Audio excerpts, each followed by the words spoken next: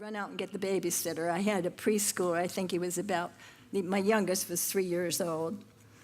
And I'd run out and get a babysitter, and we'd cleaned out our basement, so we'd have half of the basement for tricycles and toys and games for the children to play with. Sometimes we had guest speakers at Bible study. If we had a guest speaker at church, sometimes we get to have them come to the Bible study. We had a good choir and traveled to Rearsburg, Pennsylvania to Teen Challenge to give a concert. At another time, Teen Challenge came here to share in our services, and we had the guys staying in our homes. I remember having 3 young men. They were a lot of fun. Frank always compliments the worship team and mentions that we have so many talented musicians, and the amazing thing is we always have had. We never lacked for a pianist or organist. We had an organ in the church at that point. And Dorothy Green, Joanne Gay, Gloria McDowell, Cale Hale, all accomplished musicians God bountifully supplied. I still sing some of Dorothy's songs, hymns that she set to music. What a blessing to have her. There were evangelistic meetings in homes, and I remember being packed into the Moyes home. How many of you remember that? We were packed in, standing room only. And if you turned around, you kind of rubbed against somebody. We had a speaker, food, and sharing afterwards. There were quite a few unbelievers there and opportunities to witness. Ginny Wynn had several Bible studies in her home. Some of the women at church had been born again in her Bible studies. Also, Ginny Wynn and Toonie Allen started Christian Underground for teens.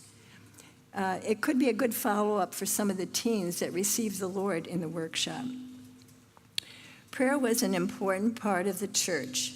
Am I doing something wrong here prayer was an important part in the church, and there were many wonderful answers to prayer. I'll share one that was special to me. Dan and Shelby Harrison, a family that was with Wycliffe Bible translators and missionaries in New Guinea. They were here for a mission conference, and when they returned home, their little girl couldn't stand or walk, and the doctors were baffled about what was going on. Shelby called me because they had stayed in our home, and she wanted to know if we had any viruses recently, or if if I knew of anyone in the church that had been ill. And I didn't. And Dan called Pastor Gay, and he called a prayer meeting and fasting. And we met on a Friday night. As I remember, it was a Friday night, and the church was pretty full. A lot of people came to agree in prayer for the healing of this little girl. And praise God, she was healed. And I never found out exactly what they thought caused it. Agreement in prayer is so powerful. It reminds me of Psalm 133, 1 through 3. Behold how good and how pleasant it is for brethren to dwell together in unity.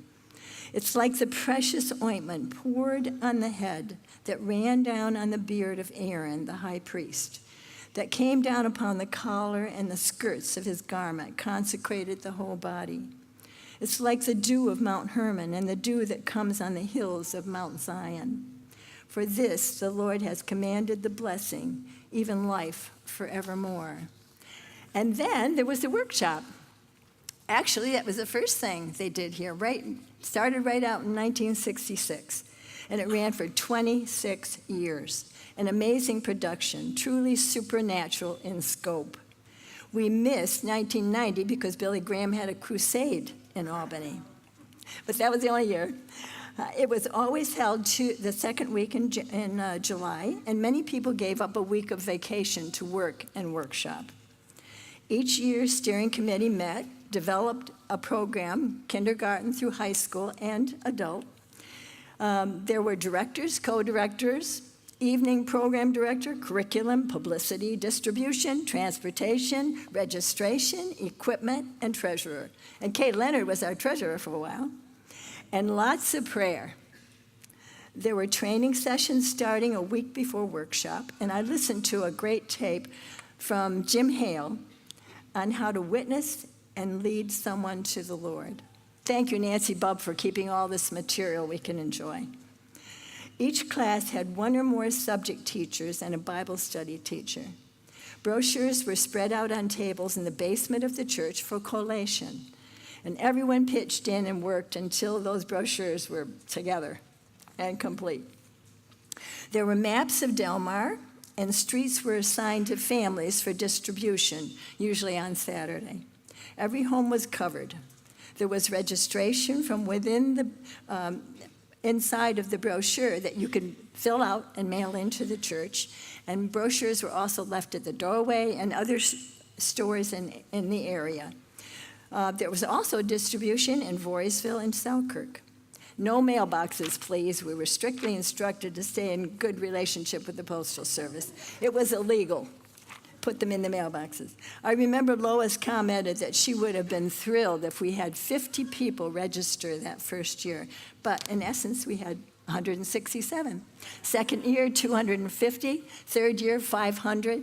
And it kept going. And finally, we really couldn't accommodate everybody. It was just a wonderful, amazing thing. The classes were held at homes, and in the church, Sunny Acres, and Lady of Angels Seminary in Glenmont. Many classes were held at Sunny Acres in the evening with swimming, picnicking, and sports available. Many teens helped in the classes in the morning, and then they were signed up for their own class in the evening. There were so many special classes, and I've typed up, going through all the brochures, there will be some on display back there will tell you a list of all those classes. I think I got them all down, so please look at them. You'll be thrilled to see what we did, what the Lord did. And these classes, there were probably about 30 or 40 classes always offered. And it was impossible really to share with you those classes and all the people that worked so hard in those classes. In fact, because it would have been the whole church. And racing wagons was one. I wanted to talk to you a little bit about this because it was such a fun thing, and the community was so supportive of it. It was very popular year after year. Boys, and then later girls, wanted to try their hand at it. The children would bring their tools and would be given a kit of pre-cut wood to build a wagon. Then, on Friday afternoon, the police would block off Oakwood Road Hill, with a nice steep hill, and the races would begin to take place. And several parents were in attendance and others coming to watch. It was a lot of fun. Ginny Perez this week I was sharing with her, I guess it was a couple weeks ago, and I said, Ginny, what was special about Workshop U? And she remembered a class that she had with Elihu Jerabek helping her. She's a professional artist, and she was working with art with the children, and they were able to take them to a museum during the week. And she said it was so fun to work with them, and that's just everyone just was blessed by what they did. Then there was the closing program on Friday night. That was fun and informative for parents. A lot of sharing, popcorn and drinks. Sometimes a campfire or a cookout. Usually a speaker for witnessing opportunity to present the gospel to all those parents that came. Inside the church, the work for classes was displayed for parents to see, and occasionally a skit from a class. There were usually quartets or music groups performing.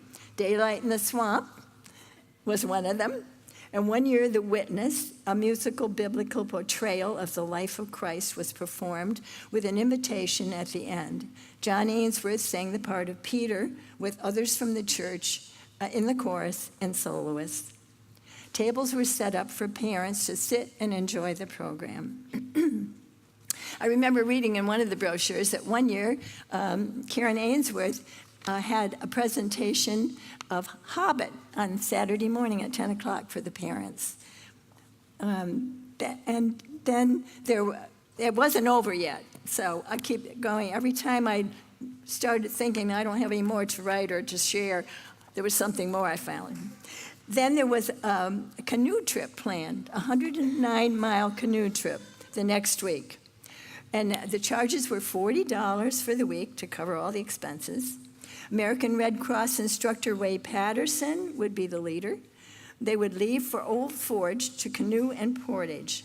Some others involved were Dave McDowell, Jim Hale, Dave Pollock from Youth for Christ, Peter and Donna Free, and some others from the church. Different people, different years. Sunday night service was full of joy, rejoicing and thanksgiving for God's provision during workshop week, and new souls in the kingdom. Also, no rain. Someone told we never have rain in that week. Lots of prayer sure went into that. Testimonies just poured out of people about how God had provided everything they needed and taken away some of their fear about their inadequacy to teach the courses. And that everyone was kept safe in travel and activities. And there were some dangerous activities. I remember some of the bubs crawling in caves up in Clarksville.